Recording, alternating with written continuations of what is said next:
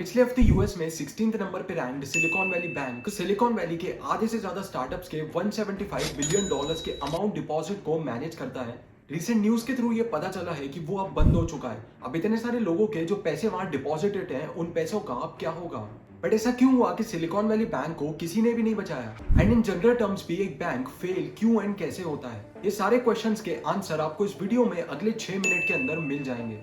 अगर आपको एक बैंक की वर्किंग पता हो तो वो बहुत सिंपल होती है। एक बैंक में एज अ कस्टमर आप पैसा डिपॉजिट जाके कर सकते हो, एंड उन्हें डिपॉजिटेड पैसे को यूज करके बैंक अपने दूसरे कस्टमर्स को लोन्स प्रोवाइड करते हैं। जो लोन्स वो दूसरे कस्टमर्स एंड कंपनीज को देते हैं उस पे उनको इंटरेस्ट मिलता है, एंड वो इंटरेस्ट ही एक बैंक की अर्निंग होती है। अब एक बैंक के बंद होने के या उसके फेल होने के पीछे दो रीजंस हो सकते हैं। रीजन नंबर 1, अगर बैंक के सारे डिपॉजिटर्स एक ही टाइम पे अपना सारा पैसा विड्रॉ करने के लिए आ जाएं, एंड बैंक के पास उनको लिक्विड कैश देने के लिए अपने अमाउंट्स में कैश ही ना हो, क्योंकि डिपॉजिटर्स का वही पैसा बैंक ने किसी और को लोन के रूप में दे रखा है या कहीं और इन्वेस्ट किया हुआ है जिससे उनके पास अभी लिक्विड कैश नहीं है, पर लोगों को तो वो लिक्विड कैश चाहिए। एंड अगर वो उनकी उस कैश डिमांड को मीट नहीं कर पाए तो वो बैंक फेल हो सकता है या इंसॉल्वेंट हो सकता है। रीजन नंबर 2, अगर एक बैंक बहुत ही खराब इन्वेस्टमेंट डिसीजंस ले ले एंड अपने डिपॉजिटर्स के पैसों को गलत जगह इन्वेस्ट कर दे, तो भी हाई लॉस की वजह से एक बैंक बंद हो सकता है।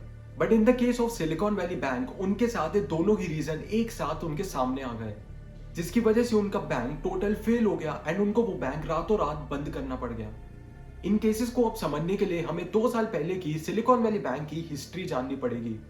कई साल पहले से यूएस फेडरल गवर्नमेंट के बॉन्ड्स पे बहुत कम इंटरेस्ट रेट मिलता था, एंड जनरली जो गवर्नमेंट बॉन्ड्स होते हैं उन पे इंटरेस्ट रेट कम ही होता है। एंड उस टाइम पे सिलिकॉन वैली बैंक ने अपने डिपॉजिटर्स के पैसे में से अराउंड 94 बिलियन डॉलर से ज्यादा के बॉन्ड इन्वेस्टमेंट किए हुए हैं।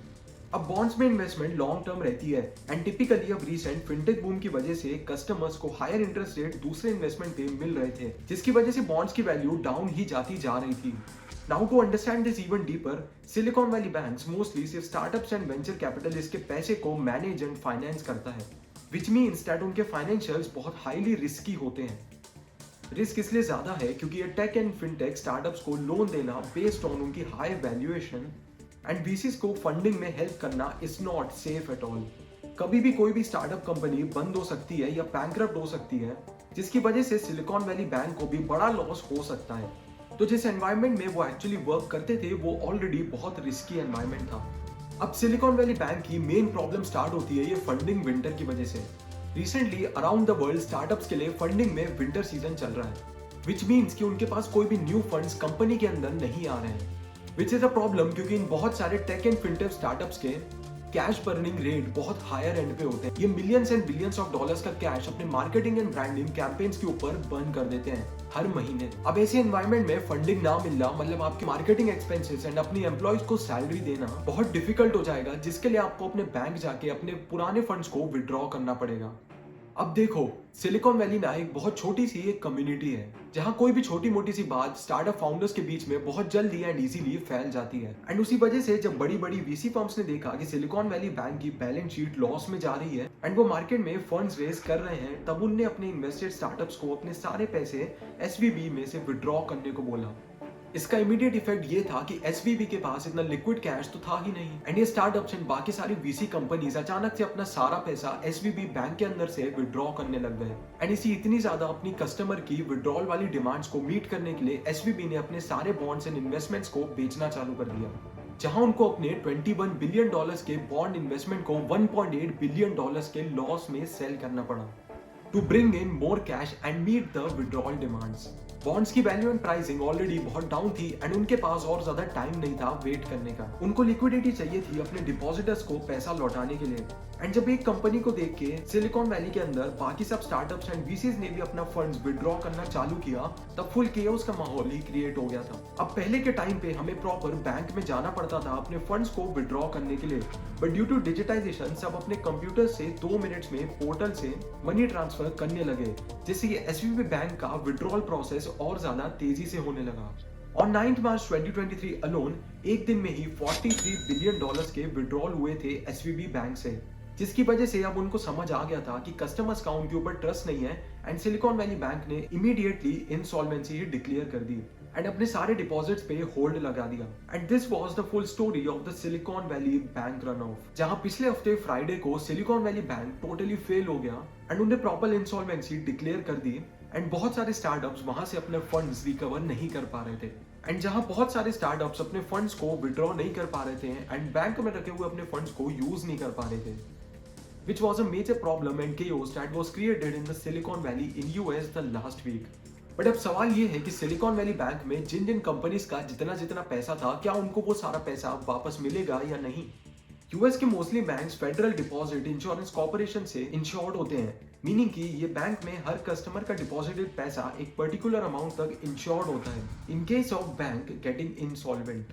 But in the case of SVB it was $250,000, मतलब कि डिपॉजिटर्स का इतने अमाउंट तक का पैसा इंश्योर्ड था एंड इस अमाउंट के ऊपर का जो भी पैसा है वो उनका नॉन इंश्योर्ड में काउंट होता है। ये एक इंडिविजुअल के बैंक डिपॉजिट के अकॉर्डिंग बहुत बड़ा अमाउंट लगता है, बट एसवीबी में स्टार्टअप्स के पैसे डिपॉजिटेड थे, जहां मोस्टली सारे अमाउंट्स $1 मिलियन या उससे ऊपर के इन्वेस्टेड थे। बट ऑल्सो मंडे की रिसेंट न्यूज के अकॉर्डिंग यूएस गवर्नमेंट ने ये इंश्योर किया है कि मंडे से डिपॉजिटर्स अपने अपने विड्रॉल स्टार्ट कर सकते हैं एंड अपना पैसा भी विड्रॉ कर सकते हैं, जहां उनको अश्योरिटी दी है कि सबको उनका पूरा पैसा वापस मिल जाएगा। The good part is that कि US government is taking the charge and is also returning every piece of the money. But to see, ऐसा ही एक केस हुआ था 2008 में, which is currently the biggest bank failure in US history, which happened with the Washington Mutual Bank. And Silicon Valley Bank का ये crash जो हुआ है वो Washington Mutual के बाद सेकेंड लार्जेस्ट बैंक क्रैश है। Based on the balance sheet till 31st December 2022, Silicon Valley Bank के पास $209 बिलियन के एसेट्स थे एंड अराउंड $175 बिलियन के deposits. Just by looking at this numbers you can understand कि एक bank जो इतना सारा पैसा मैनेज कर रहा था स्टार्टअप्स का, वो एकदम से अचानक से फेल कैसे हो सकता है। And this also makes you question कि आपका पैसा जो आपके बैंक के साथ डिपॉजिटेड है, क्या वो सच में सिक्योर है। This Silicon Valley Bank of US is as big as the HDFC Bank of India and हम में से पता नहीं कितने सारे लोगों का एचडीएफसी बैंक में विड्रॉल है। क्या आप सोच भी सकते हो कल को अगर वो बैंक फेल हो गया तो आपके पैसों का क्या होगा and what kind of a chaos it will create in the market and the country. अब एसवीबी के फेलियर के दो मेजर रीजंस माने जा रहे हैं। रीजन नंबर 1, उनकी non diversification in deposits and customers, क्योंकि एसवीबी ने अपने पोर्टफोलियो ऑफ कस्टमर्स को डाइवर्स नहीं किया एंड सिर्फ स्टार्टअप्स एंड वीसीज के साथ ही काम किया। उनके लिए हर एक ट्रांजैक्शन बिजनेस लेवल पे बहुत ही ज्यादा रिस्की थी। अगर उनके पास और भी individual customers and large corporation का एक्सेस होता तो शायद ये फेलियर होने से बच सकता था, क्योंकि स्टार्टअप्स एंड वीसीज के अराउंड काम करना बहुत ही ज्यादा रिस्की वेंचर है, जिसके चक्कर में एसवीबी फंस गया एंड फेल हुआ। The second major reason, bad investment decisions. SVB ने गलत टाइमिंग पे बॉन्ड्स में इन्वेस्ट किया एंड बहुत सारे अमाउंट में से बॉन्ड्स परचेज कर लिए, जहां बॉन्ड्स एक लो इंटरेस्ट रेट एसेट होता है। At the same time bonds are also safe for a big corporation like a bank, cause it's a government bond, but it's also important to invest in these bonds at the right time and at the right place. अगर आपको bonds में ज्यादा interest rate नहीं मिल रहा है तो मतलब आपका बैंक कम अर्न करेगा एंड अगर मार्केट में better investment decisions options available हैं तो लोग उनमें ज्यादा इन्वेस्ट करेंगे एंड बॉन्ड्स की वैल्यू डिक्रीज हो जाएगी, जिसकी वजह से आपका पैसा बॉन्ड्स में बढ़ने की जगह रिड्यूस हो जाएगा। एंड यही हुआ सिलिकॉन वैली बैंक के साथ। एंड छोटे छोटे खराब इन्वेस्टमेंट डिसीजंस की वजह से कस्टमर्स का ट्रस्ट सिलिकॉन वैली बैंक के ऊपर से उठता गया एंड जब बॉन्ड की वैल्यू बहुत कम थी उसी टाइम पे आके ये ऐसा केओस क्रिएट हुआ एंड सारे कस्टमर्स ने अपना पैसा विड्रॉ करना चालू कर दिया, जिसकी वजह से सिलिकॉन वैली बैंक को अपने बॉन्ड सेल ऑफ करने पड़े एट अ बिग लॉस। अब लोग पैसे तो विड्रॉ कर ही रहे थे लेकिन उनको अपने एसेट्स भी लॉस पे सेल करने पड़ रहे थे, जिसकी वजह से उनका लॉस और ज्यादा डबल हो गया and which created all of this problem. And this is all about the Silicon Valley Bank collapse. अब मैं आपको मिलूंगा अगली वीडियो में बहुत ही जल्द। Until then, चैनल को सब्सक्राइब कर लो अगर आपको ऐसी और भी इंफॉर्मेटिव एंड इंटरेस्टिंग वीडियोस देखनी है। एंड वीडियो को लाइक भी जरूर कर देना अगर आपको आज ये वीडियो से कुछ नया सीखने को मिला है एंड कुछ इंटरेस्टिंग पता चला है। I will meet you in the next video very very soon. Until then, bye bye.